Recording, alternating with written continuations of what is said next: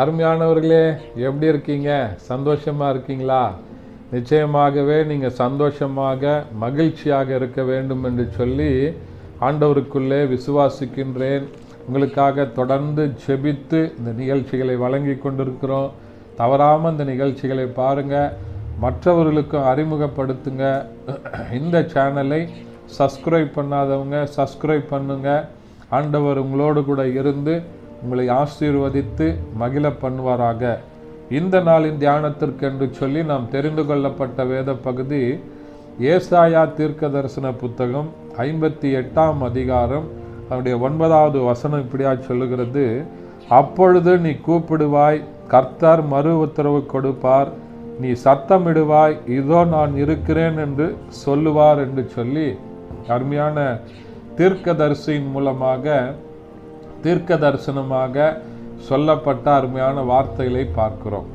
ஆண்டவர் இந்த நிகழ்ச்சியை பார்த்து கொண்டிருக்கிற உங்களை பார்த்து இந்த நாளின் காலை வேளையில் சொல்லுகிறதான செய்தி, அப்பொழுது நீ கூப்பிடுவாய், கர்த்தர் மறு உத்தரவு கொடுப்பார், நீ சத்தமிடுவாய், இதோ நான் இருக்கிறேன் என்று சொல்லுவார் என்று சொல்லி சொல்லுகிறது.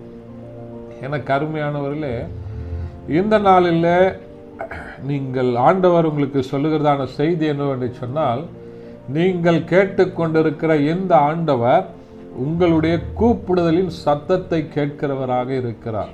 நீங்கள் சத்தமிட்டு ஆண்டவரை நோக்கி பார்த்து கூப்பிடும்போது ஆண்டவர் மறு உத்தரவு கொடுப்பாரா, இதோ நான் இருக்கிறேன்ப்பா, என்னுடைய மகனே, என்னுடைய மகளே, அருமையான தம்பி தங்கச்சி, நானும் கூட இருக்கிறேன் என்று சொல்லி இந்த வானத்தையும் பூமியையும் உண்டாக்கின ஜீவனுள்ள தேவனாகிய கர்த்தர் உங்களை பார்த்து இந்த நாளில் சொல்லுகிறதான அருமையான வார்த்தைகளை பார்க்கிறோம். அருமையானவர்களே, ஒருவேளை ஐயா என்னுடைய நிலைமை இப்படி இருக்குது, என்னுடைய சூழ்நிலைகள் இப்படி இருக்குது, யாரும் என் பேச்சை கேட்க மாட்டேன்றாங்களே, என்னுடைய சத்தத்தை யாரும் உணர மாட்டேன்றாங்களேன்னு சொல்லி நினைத்து கொண்டிருக்கிறீங்களா? அநேக நாட்களாக நான் செபித்து கொண்டிருக்கிறேன், அதுக்கு பதில் கிடைக்கலையேன்னு சொல்லி சோர்ந்து போயிருக்கிறீங்களா? இன்றைக்கு ஆண்டவர் உங்களை பார்த்து சொல்லுகிறார், நீங்க கூப்பிடுகிற சத்தத்தை ஆண்டவர் கேட்கிறார். அது மாத்திரமல்ல, உங்களுக்கு மறு உத்தரவு கொடுக்கிறார். அவரும் நம்ம கூட பேசுறவராக இருக்கிறார். நான் இருக்கிறேன்ப்பா அப்படின்னு சொல்லி மறு உத்தரவு கொடுப்பார்னு சொல்லி வசனம் சொல்லுகிறது. கலங்காதீங்க, பயப்படாதீங்க, தைரியமாக இருங்க.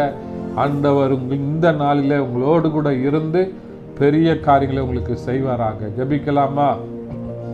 பரிசுத்த பிதாவே, உம்மை துதிக்கிறோம், உம்மை ஸ்தோத்தரிக்கிறோம், உம்முடைய நாமத்தை மகிமைப்படுத்துகிறப்பா.